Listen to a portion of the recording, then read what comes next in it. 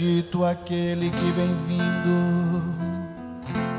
vem vindo em nome do Senhor. E o reino que vem seja bendito, ao que vem e ao seu reino o louvor. Aleluia, aleluia, aleluia, aleluia, aleluia, aleluia. O Senhor esteja convosco. Ele está no meio de nós. Proclamação do Evangelho de Jesus Cristo segundo Lucas. Glória a vós, Senhor. Naquele tempo, os chefes zombavam de Jesus, dizendo: a outros ele salvou, salve-se a si mesmo, se de fato é o Cristo de Deus, o escolhido. Os soldados também caçoavam dele, aproximavam-se, ofereciam-lhe vinagre e diziam: se és o rei dos judeus, salva-te a ti mesmo. Acima dele havia um letreiro: este é o rei dos judeus. Um dos malfeitores, crucificados, o insultava, dizendo: tu não és o Cristo? Salva-te a ti mesmo e a nós. Mas o outro o repreendeu, dizendo: nem sequer temes a Deus, tu que sofres a mesma condenação? Para nós é justo, porque estamos recebendo o que merecemos, mas ele não fez nada de mal. E acrescentou: Jesus, lembra-te de mim quando entrares no teu reinado. Jesus lhe respondeu: em verdade eu te digo, ainda hoje estarás comigo no paraíso. Palavra da salvação. Glória a vós, Senhor. Aleluia, aleluia, aleluia, aleluia,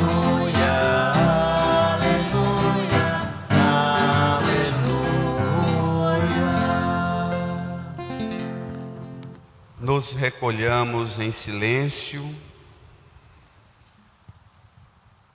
Peçamos ao Divino Espírito Santo o auxílio necessário para que compreendamos esta palavra e por ela sejamos transformados. Rezemos.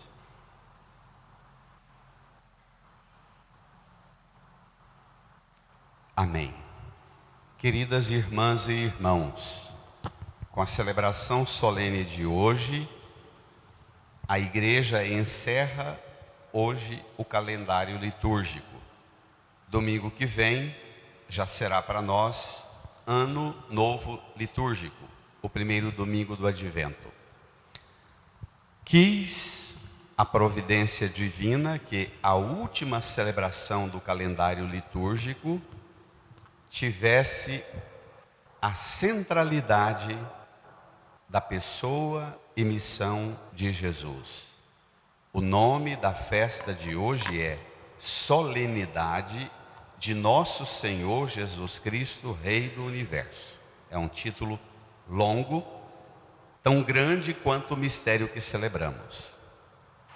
O sentido é que começamos em novembro do ano passado, percorremos todo o Evangelho de Lucas e hoje também nós encerramos a leitura do Evangelho de Lucas.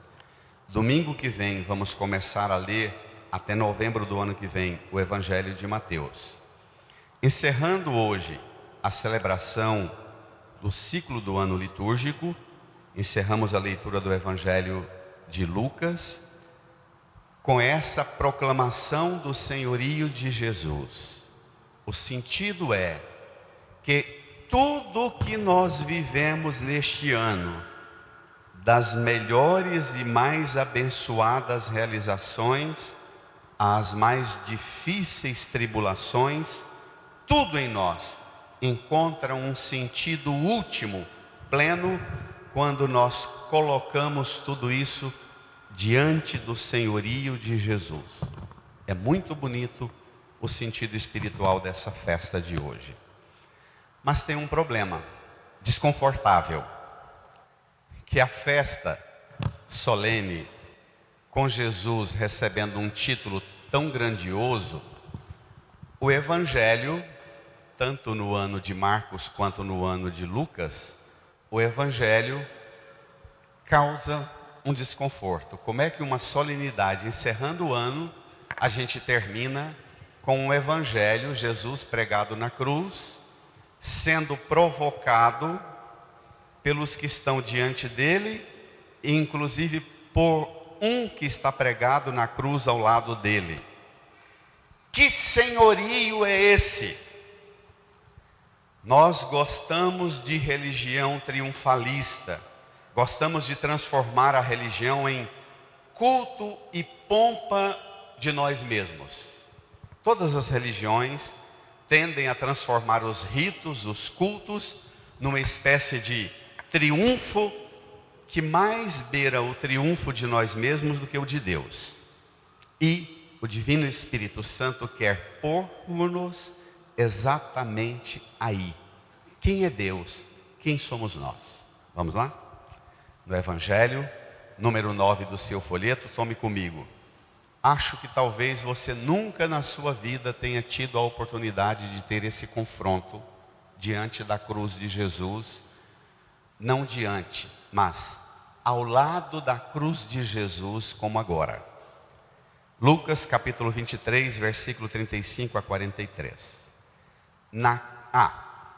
São 3 grupos que dialogam com Jesus. 3 grupos. Dialogam com Jesus, um diálogo tenso, provocador, e ele pregado na cruz, ao lado de 2 malfeitores. Enquanto ele está lá dependurado, vejamos, naquele tempo, os chefes zombavam de Jesus, dizendo: Brada, a outros ele salvou, salve-se a si mesmo, se de fato é o Cristo de Deus, o escolhido. fala os chefes. O evangelista Lucas não especifica quem são esses chefes, porque Marcos e Mateus detalham bem. Marcos diz assim: naquele tempo, os chefes, sumos sacerdotes e escribas. Mateus diz assim: naquele tempo, os chefes zombavam de Jesus, os escribas, os anciãos, os sumos sacerdotes. Então aqui se trata de chefes religiosos, a liderança religiosa. Lembremos-nos de que Israel é uma teocracia monárquica. Eles acreditam piamente, conforme a tradição da primeira leitura que vimos, Deus escolhe um rei para governar e estabelecer o reinado não do rei, mas do próprio Deus.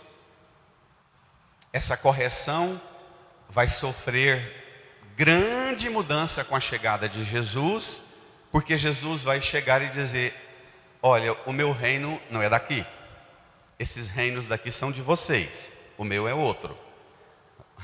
Vocês podem organizar os reinos daqui com valores, princípios da fé, mas não chame o reino daqui de reino de Deus.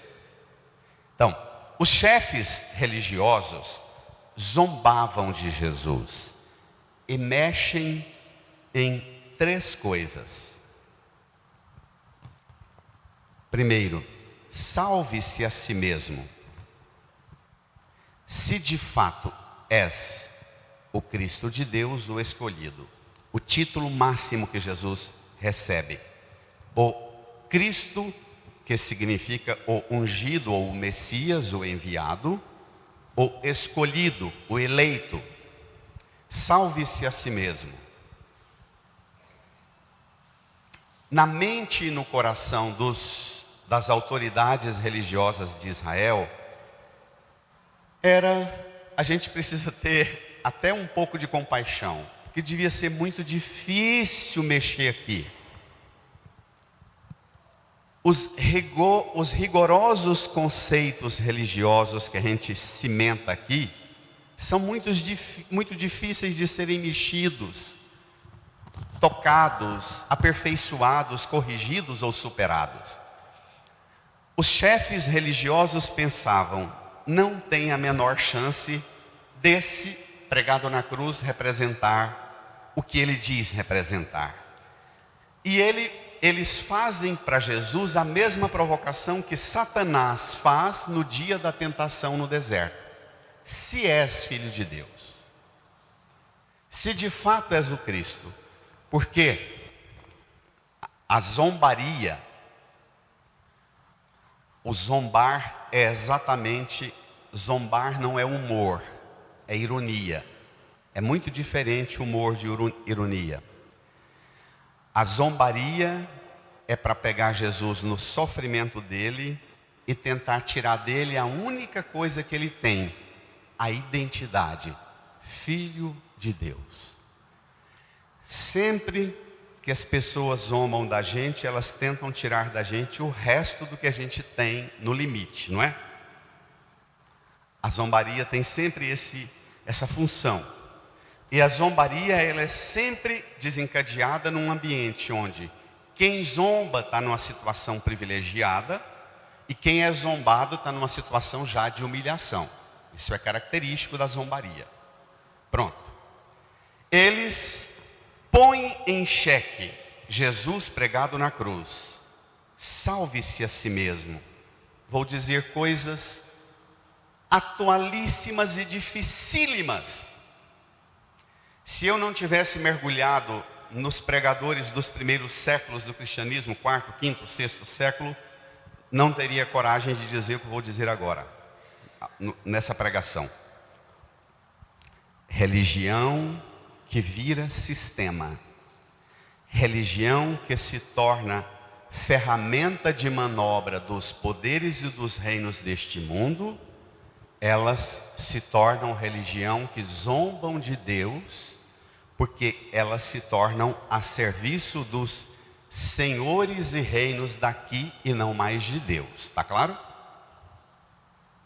Religião que se torna instrumentalizada. E os chefes religiosos, domingo passado, se não ouviu a pregação, escute a pregação de domingo passado, está lá no YouTube, o templo que Herodes reformou e calou a boca da elite religiosa de Israel. Lembra? Calou. Em troca de uma reforma do templo e da fortaleza Antônia, que foi um vestiário para os sacerdotes colocarem o luxo de suas vestes pomposas do templo. Zombavam os chefes. Segundo grupo, vamos lá?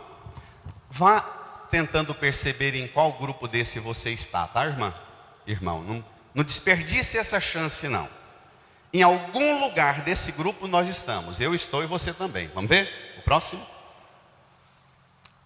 Versículo 36. Os soldados também caçoavam dele. Leiam. Aproximavam-se, ofereciam-lhe vinagre e diziam: se és o rei dos judeus, salva-te a ti mesmo.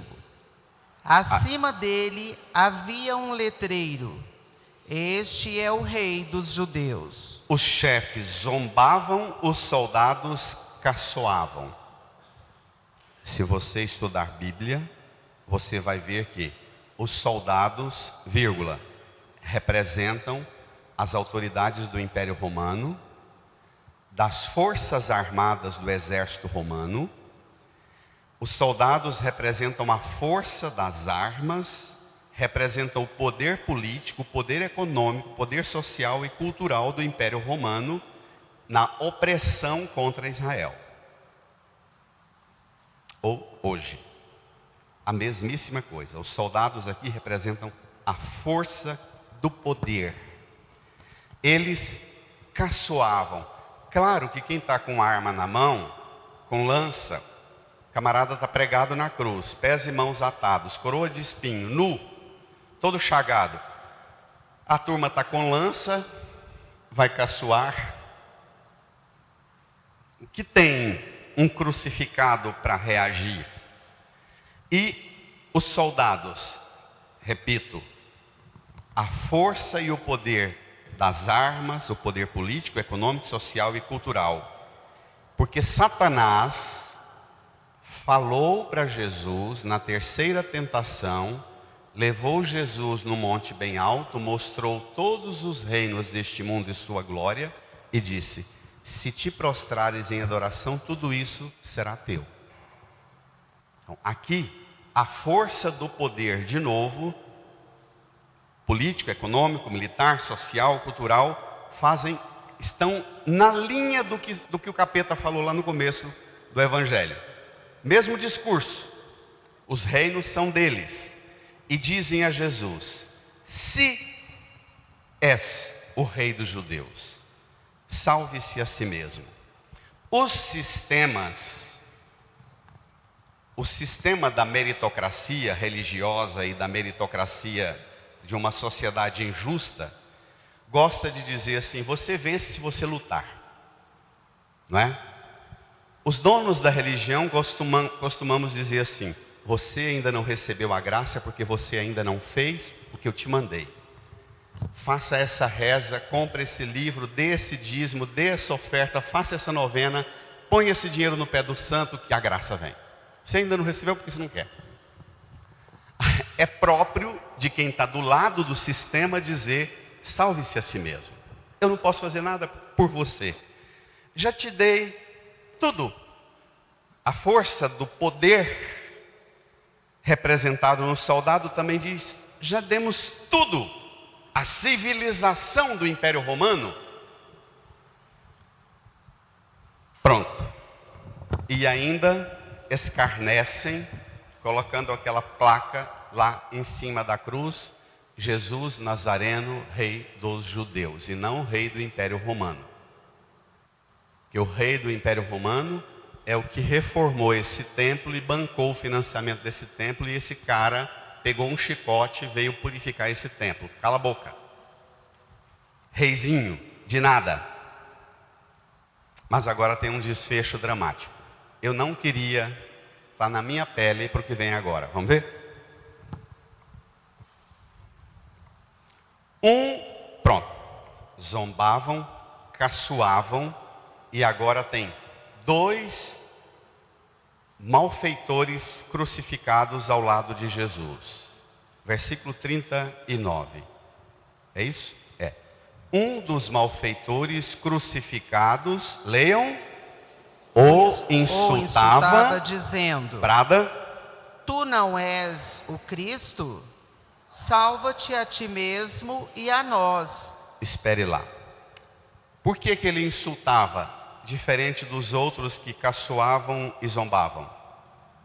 Porque ele já está também pregado na cruz e está no limite. Já está perdendo a paciência, já está se revoltando. Pode pegar pesado? Que tipo de reza você faz? Que tipo de diálogo você tem com Deus quando você está também de pendurado na paulada da vida? Passando por sua cruz, por seus sofrimentos. Que tipo de diálogo você tem com Deus? É também na linha do insulto? Quando você passa por tribulação, por provação, muda sua reza? Essa é a questão. Insultar significa: nós vamos morrer junto, covarde, por causa de você. Perceba que está todo mundo terceirizando a responsabilidade, não é? Os chefes religiosos dizem: não é culpa nossa, você não quer. Os soldados e os chefes do poder político e econômico: não é culpa nossa se é. o pregado na cruz ao lado dele diz: eu vou morrer, mas a culpa não é minha, é sua. O malfeitor.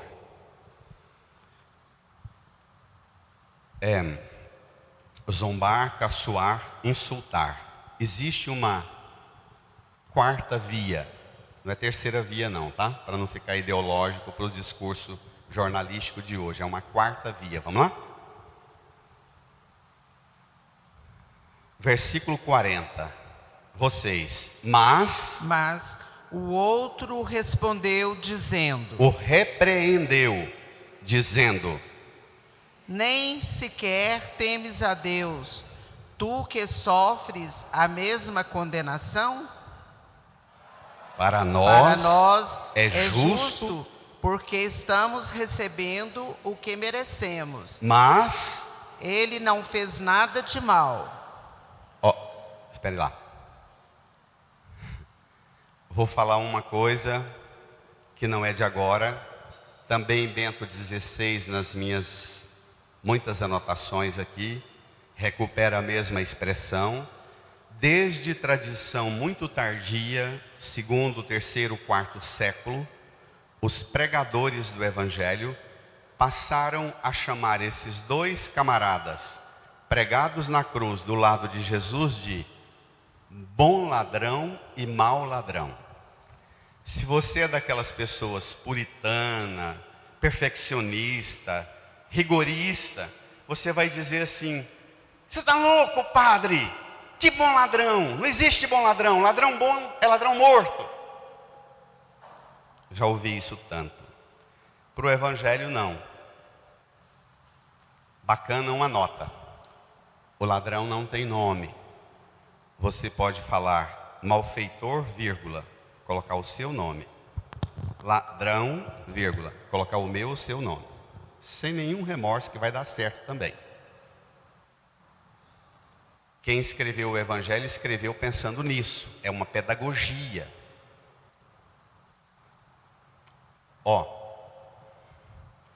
Olha o conteúdo da reza. Primeiro, ele volta-se para o malfeitor, para o mau ladrão pregado na cruz ao lado dele e o repreendeu. Depois diz: nem sequer temes a Deus, porque o princípio do temor do Senhor não é ter medo do Senhor. O princípio do temor do Senhor é colocar Deus no lugar que tão somente e unicamente Deus pode ficar. Mas nada e mais ninguém. Está claro? Temer a Deus significa não misture, não divida o lugar do senhorio de Deus na sua vida. Temer a Deus significa não permita que o lugar de Deus não seja ocupado por absolutamente nenhuma realidade. Por mais difícil que esteja a sua tribulação e provação, ou por melhor que esteja a sua vida.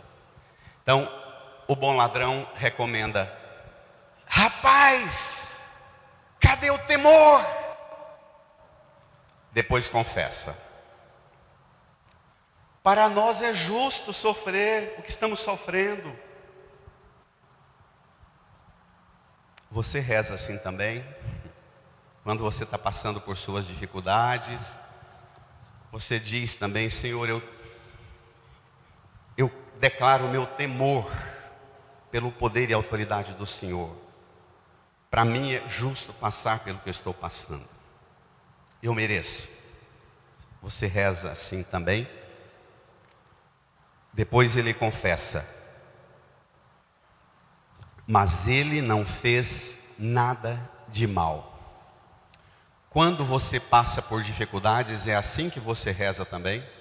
Quando você está de pendurado no pau de arara das pancadas da vida, você também repete assim: Senhor, eu estou passando por isso aqui, mas eu creio firmemente que o Senhor não fez nada de mal. Amém? Amém. Do Senhor não vem a desgraça que está sobre mim. Não vem. Do Senhor não vem a desgraça que esses chefes e esses soldados impõem sobre mim. Do Senhor não vem o mal. O que o bom ladrão está rezando é isso. O que esse sistema está fazendo conosco, colocando nós três. Deixa eu encenar uma coisa. Jerusalém, do lado de fora, toda contornada, com 13 portas, uma muralha gigantesca, infinitamente mais alta do que a parede dessa igreja, com um detalhe: na inclinação de um certo lado de Jerusalém, na muralha, que vinha até uma altura assim, tinha um monte do lado de fora, chamado Monte das Caveiras. Você pode entender por que era o Monte das Caveiras, porque era o lugar de punição dos desobedientes da norma religiosa e civil. Em cima desse monte se crucificava, aqui tem 3 crucificados, para que qualquer um que comportasse errado falava: olha, enfrenta nós não, olha o que nós fizemos lá. Cala a boca, não discorda de nós não, olha onde a gente põe. Bem essa pedagogia que está sendo recuperada para os dias de hoje. Olha onde a gente põe. Então, os crucificados, tanto é que quando eles vão pedir às autoridades do Império Romano para sepultar Jesus, é porque no dia seguinte era sábado e eles não queriam celebrar a festa da Páscoa com esses corpos de pendurados e todo mundo vendo os corpos de pendurados lá de dentro de Jerusalém, da esplanada do templo. O bom ladrão fala, repreende o companheiro, confessa que merece e põe-se junto, nós merecemos. Confessa que Jesus não fez nada de mal e depois dirige a Jesus uma oração extraordinária que eu queria que nós aprendêssemos hoje a rezar com o bom ladrão. Vamos lá? Versículo 42. Por mais desconfortável, por mais que doa aos ouvidos nossos de hoje, essa expressão bom ladrão, eu sei o quanto ela faz sofrer muita gente. Mas olha o que ele reza, dirigindo-se a Jesus. Versículo 42. E acrescentou: vocês... Jesus, lembra-te de mim quando entrares no teu reinado. Ele reconhece o temor. Ele reconhece e diz que Jesus está passando por isso aqui, mas ele tem um reinado, que no grego é o mesmo que um senhorio estável, perpétuo, que nenhuma força e poder de morte, de violência pode fragilizar a estabilidade desse senhorio. Então o bom ladrão diz: olha, nós caímos, mas o Senhor não. O Senhor, ainda que o Senhor passe igual a nós, a mesma privação de liberdade, humilhação, execração pública, o Senhor tem um senhorio, um reinado. Eu te peço, quando estiver lá, tome um golinho, uma taça de vinho, coma um pão com hummus. Se Nossa Senhora fizer um falafel, coma um bom falafel com hummus por mim. Lembra-te de mim. Bonito, né? Poesia na cruz. Você dá conta de fazer poesia do alto da sua cruz? Ou você só fala desgraça até quando está bem? Só reclama e murmura e lamenta até quando está tudo bem? Lembra-te de mim quando entrares no teu reinado. Ele reconhece que Jesus tem uma realidade que Jesus ensinou os discípulos a rezarem. Quando rezardes, dizei: Pai nosso que estais no céu, santificado seja o vosso nome, venha a nós o vosso reino. Seja feita a vossa vontade aqui na terra e no céu. Estabeleça o seu senhorio. E Jesus, maravilhosamente, bacana, se você gostar da palavra de Deus, chegando em casa hoje, antes de dormir, se deleite, pegue lá o capítulo 23 de Lucas e veja o desfecho dessa cena. Imediatamente após Jesus dizer o que ele vai dizer para o bom ladrão que está do lado dele, ele entrega a sua vida nas mãos do Pai e diz: Pai, em tuas mãos entrego o meu espírito. Olha, essa é a última ação de Jesus antes de morrer. Vamos ver? Vem comigo. Versículo 43. Jesus lhe respondeu: brada, igreja. Em verdade eu te digo, ainda hoje estarás comigo no paraíso. Santo Ambrósio, no século IV, diz assim, é maravilhoso o que Santo Ambrósio diz. Olha que coisa linda. A graça é mais abundante do que o pedido.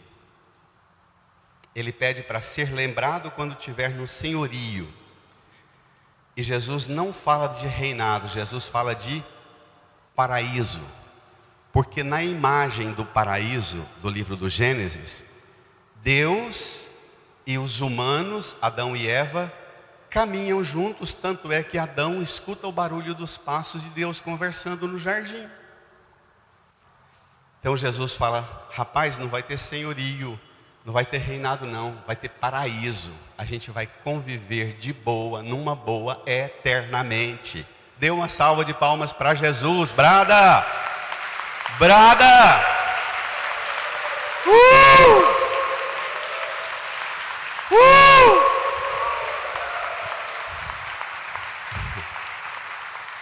Eu às vezes fico vendo essas imagens teocráticas, burocráticas do céu, e a gente lá no céu, naquela tensão, o tempo inteiro adorando a Deus, caindo e descendo com o rosto por terra. Tem isso também, mas eu prefiro essa imagem.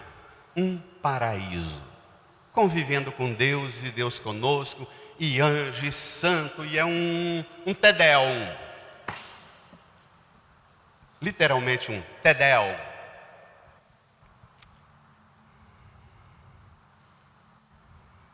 Irmã, irmão, para terminar, vem comigo no final da segunda leitura. Carta de Paulo aos Colossenses. Você vai dizer, pegue lá, versículo 19. Lá no final, os 2 últimos versículos da segunda leitura. Você pode levar o folheto para casa e ler e rezar esse texto todo, glorificando a Deus no seu quarto como um Tedel. Faça um Tedel com esse texto lá no seu quarto hoje. Depois de falar do senhorio de Cristo, Paulo diz assim: porque Deus quis habitar nele, em Jesus, com toda a sua plenitude. Não é pedacinho, é plenitude. Continua. E por ele reconciliar consigo todos os seres, os que estão na terra e no céu, realizando a paz pelo sangue da sua cruz. Deus quis, olhe para a cruz agora. Deus quis reconciliar com Ele mesmo todos os seres. Aqui são seres, porque não são seres humanos. Mas aqui entra o cachorro, o periquito, o papagaio, entra a criação inteira. A obra é o paraíso. É a obra da criação. Deus quis reconciliar consigo a criação inteira, todos os seres que estão na terra, no céu. Mas olha, e agora vem o desfecho. Por que é que todos gritam, bradam, zombam, caçoam? Por que é que todos fazem provocações insultando para Jesus descer? E por que é que Jesus não desce? Porque Jesus não desce. Porque lá na cruz, ele subiu na cruz. Para que? Reconciliar consigo todos os seres que estão na terra e no céu, realizando a paz pelo sangue da sua cruz. Não é pelo poder das armas do soldado que caçoa dele. A paz de Jesus não vem pelas armas. A paz de Jesus não vem pelas armas. A paz de Jesus vem pela obra que o seu sangue realiza. Bento XVI diz: que horror esse Deus pregado na cruz! O que trouxe Jesus para continuar aqui dependurado? Diz Bento: trouxe Deus. E por que é que ele não desce? Porque ele vai continuar dependurado, esperando que nós desçamos. Nós desçamos e digamos com toda coragem: eu pequei, eu errei, sou malfeitor, fiz coisa errada, faço coisa errada, eu preciso da paz que o sangue do Senhor, só Ele tem poder de realizar aqui. Porque eu não sou uma pessoa fácil. Acho que todos nós podemos dizer isso, não podemos? Talvez você não diga de você, mas quem convive com você, diga. Não se orgulhe tanto pelo que você diz de você, não. Pense nas pessoas que já se afastaram de você há muito tempo e que dizem isso de você. Eu não sou, Senhor, uma pessoa fácil. Eu agradeço porque o Senhor não desce, dando-me a oportunidade para que eu desça, para que eu volte ao pó e assuma minha condição de pessoa humana, sujeita à fraqueza, à vulnerabilidade, à debilidade. Por mais rigor, perfeição, esforço, jamais chegarei à perfeição do Senhor, tão e unicamente só pelo sangue do Senhor. Amém? Amém. E agora, vou pedir a você um esforço. Imagine Santo Inácio, que desenvolveu os retiros inacianos. Eu vivo repetindo isso aqui porque tem muita coisa boa na internet, dos retiros inacianos. Santo Inácio gostava de fazer exercícios, como eu proponho a vocês. Você ficar agora como o bom ladrão e o mau ladrão. O bom ladrão está crucificado ao lado de Cristo. O mau ladrão. O bom ladrão está crucificado com Cristo. É diferente? Ele se sente com Cristo crucificado e sente Cristo crucificado com ele. Por isso ele reza assim. Eu queria te propor que você rezasse ou conforme a brutalidade ou a doçura do Espírito. Como é que você reza? É zombando, caçoando, insultando ou confessando humildemente como bom ladrão? Incline a sua cabeça, dirija a Jesus uma oração piedosa. Sinta e experimente você lá no alto de pendurado na cruz. O que é que você falaria com Jesus? O que é que você fala agora com Jesus? Fale com Ele, do seu modo.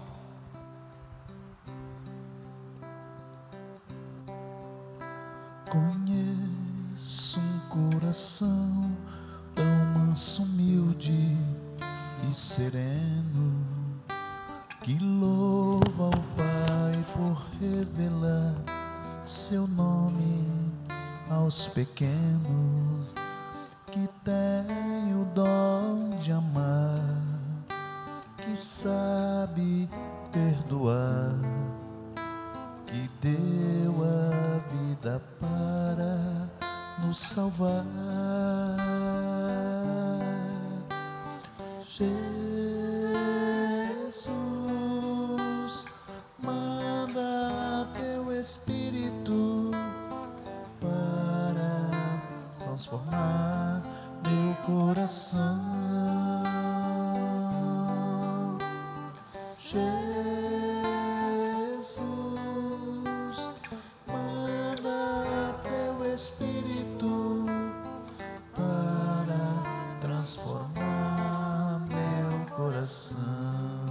Lava, purifica e restaura-me de novo. Lava, purifica Canta.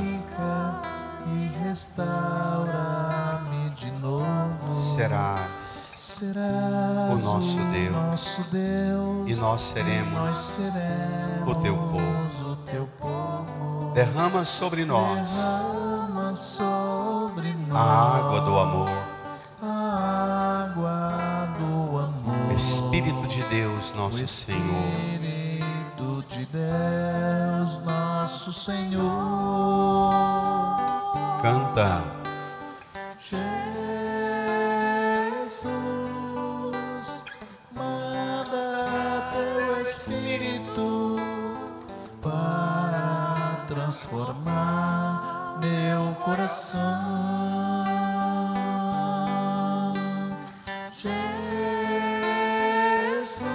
Jesus, manda teu Espírito para transformar Fiquemos em pé. meu coração. Deixe o folheto no banco, estenda as duas mãos aqui para a cruz.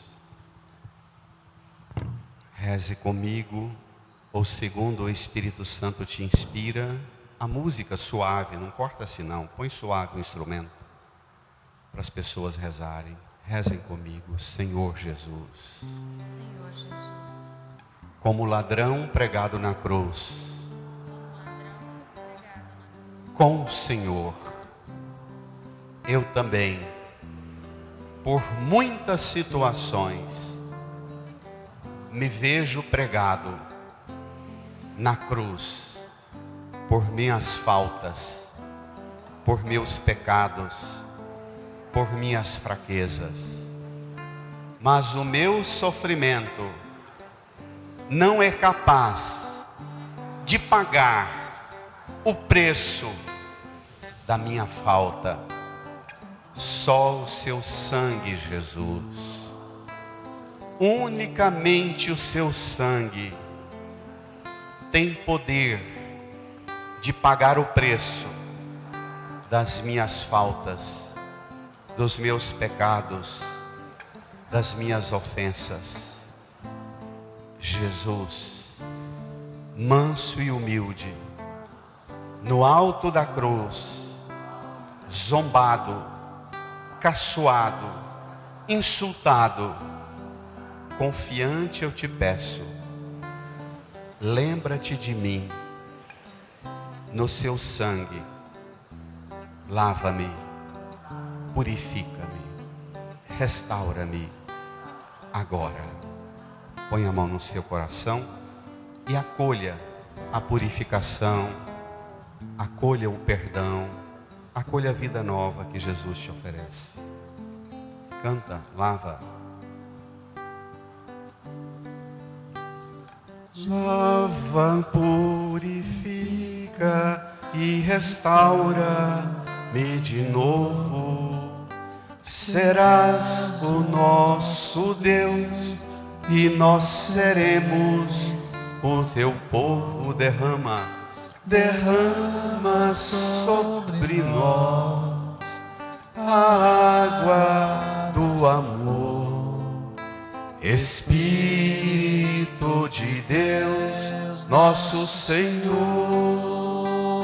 Erga as mãos para o céu, brada a igreja, canta. Jesus, Manda teu Espírito para transformar meu coração. Jesus,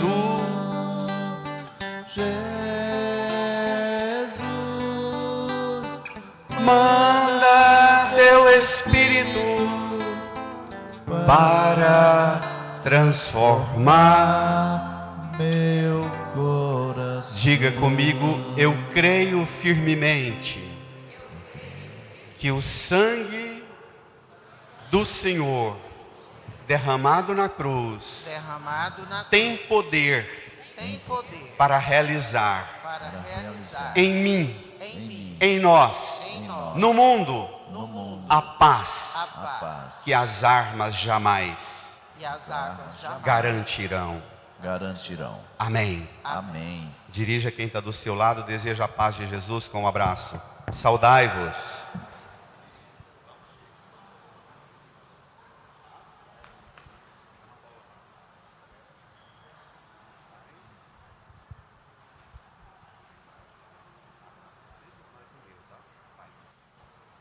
Canta, vamos, canta, põe alegria, rapaz. Paz. A alegria está no coração de quem já conhece a Jesus. A verdadeira paz só tem aquele que já conhece a Jesus. O sentimento mais precioso é o que, igreja? É o amor que só tem, já conhece a Jesus. Repete, o sentimento mais precioso. Vocês, é o amor que só tem, quem já conhece a Jesus.